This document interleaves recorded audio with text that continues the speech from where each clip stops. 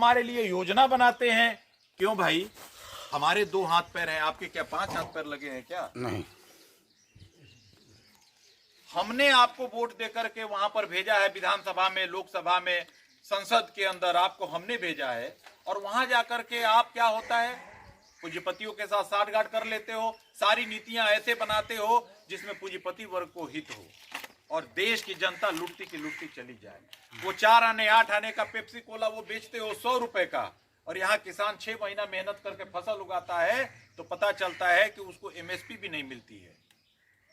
आप तो हमसे ज्यादा जानते हैं, आप इसको रोज झेलते हैं। ऐसा क्यों हो रहा है? क्या क्रांतिकारियों ने इसीलिए अपनी शहादत दी थी? बिल्कुल भी नहीं।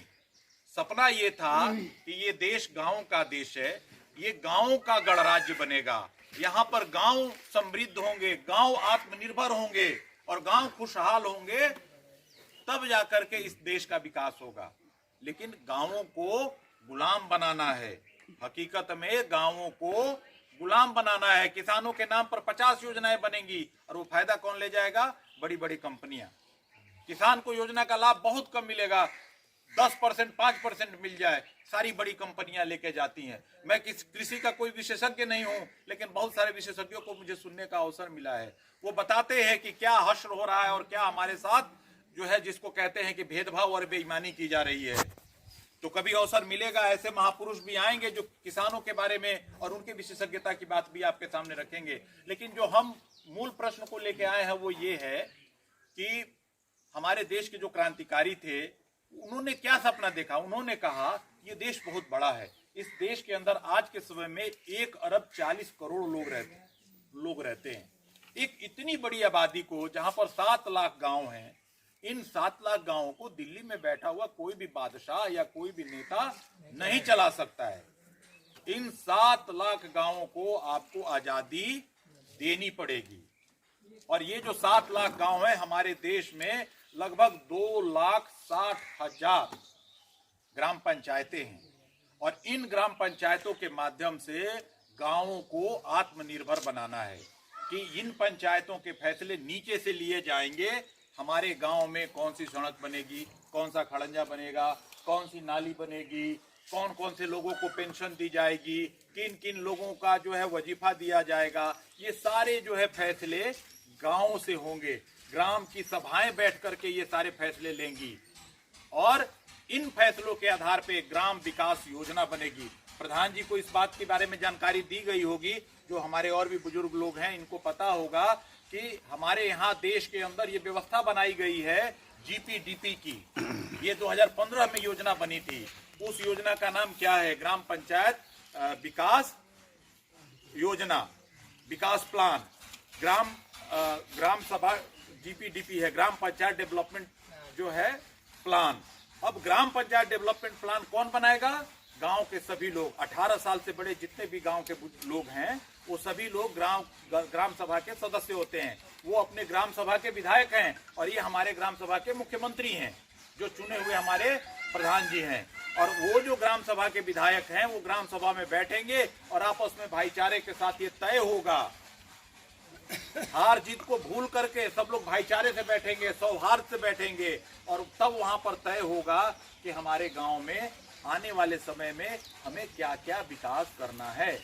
उसी के आधार पर वो जब विकास योजना ऊपर जाएगी तो जिला विकास योजना बनेगी और उस जिला विकास योजना के माध्यम से फंड रिलीज किए जाएंगे और उन्हीं फंड के आधार पर गांव का विकास होगा। लेकिन हो क्या रहा है? बिल्कुल उल्टा। अभी मेरे पास कुछ कागज आप देख रहे होंगे, ये कागज कई तरह के कागज हैं। इसमें कुछ कागज तो हैं जो हमारे संविधान से लिए गए हैं, भारत के संविधान से लिए गए हैं। ये कागज हमारे पास है, ये वाली, ये हमारे देश में एक सीएजी होता है।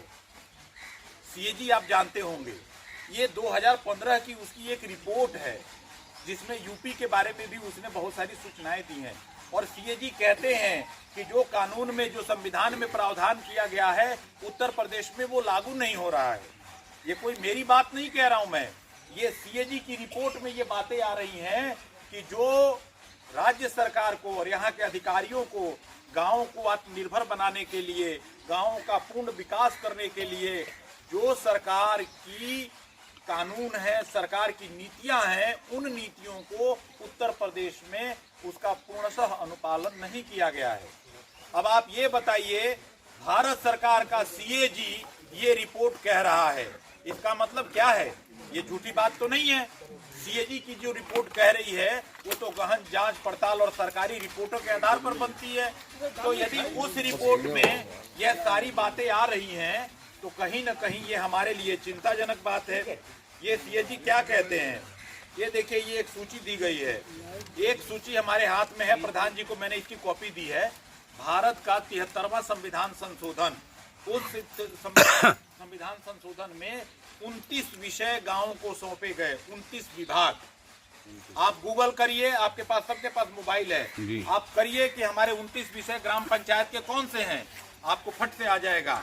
तो ये भारत सरकार के संविधान में लिखा हुआ है कि 29 विषय, 29 विभाग गांव को देना है, ग्राम पंचायत को देना है। ये कागज है हमारे भारत सरकार की तरफ से। सीएजी क्या कह रहा है?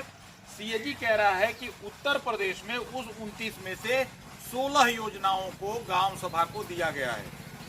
16, ये लिस्ट है, उसकी कॉपी हमने प्रधान जी को दिया है, गूगल करके आप भी ले सकते हैं, कोई छिपी हुई बात नहीं है। ये सीएजी का रिपोर्ट है। इस रिपोर्ट में कहते हैं केवल 16 योजनाएं ही उत्तर प्रदेश में ग्राम सभा को सौंपी गई हैं। तो हमारा सरकार से आग्रह है कि जो बाकी की योजनाएं हैं उन योजनाओं को भी आप ग्राम सभा को सौंपिए, ग्राम पंचायत को सौंपिए, ताकि ग्राम पंचायत और सशक्त हो, ग्राम पंचायत और आत्मनिर्भर हो और ग्राम पंचायत और मजबूती के साथ अपने विकास के लिए फैसले ले सके। आप सरकार हो, आपकी क्या जिम्मेदारी है? सबसे बड़ी आपकी जिम्मेदारी है कि जो ऊपर से कानून बनते हैं उनको धरातल में लागू करना। तो आप तो उनको लागू नहीं कर रहे हमारे लिए, तो उसका क्या परिणाम होगा? उसका परिणाम होगा कि हम आत्मनिर्भर नहीं बन पाएंगे, और हम आत्मनिर्भर नहीं बनेंगे तो कहीं न कहीं हमें ऊपर से जो आदेश दिए जाएंगे उसके हिसाब से चलना पड़ेगा। तो हम फिर सवाल उठता है कि फिर हमारी शक्तियां क्या हैं, हमारी स्वतंत्रता क्या है, हमारी स्वायत्तता क्या है? तो मुझे लगता है कि इन सैद्धांतिक बातों के ऊपर हमें सोचना होगा। हमें सोचना होगा कि हम एक आजाद मुल्क में रह रहे हैं या आज भी हम अंग्रेजों के गुलाम मुल्क में रह रहे हैं।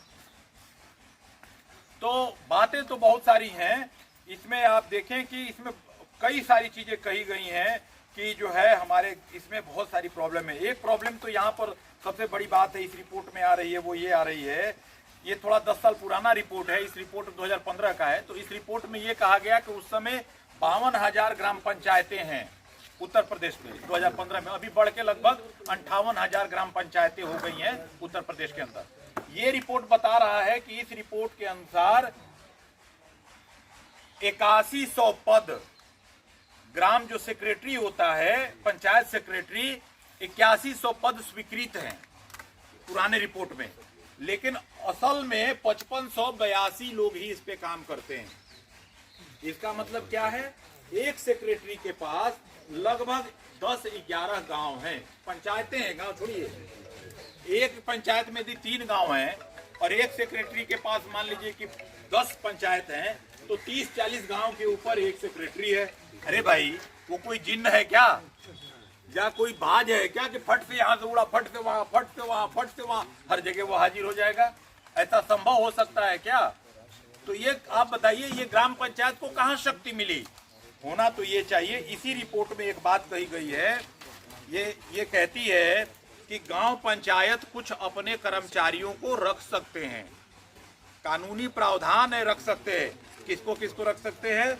शुल्क संग्रहक, टैक्स कलेक्टर को अपने गांव में, संदेश वाहक, जो कोई फैसला हो वो गांव में जाके घर घर में संदेश दे, चौकीदार, सुरक्षा कर्मी, मिस्त्री और सफाई कर्मचारी, ऐसे कर्मचारियों को आप अपने गांव में रख सकते हो। पंचायत रख सकती है, पंचायत तो रख ले, क्या उसको पूरी वित्तीय शक्तियां मिली हुई हैं?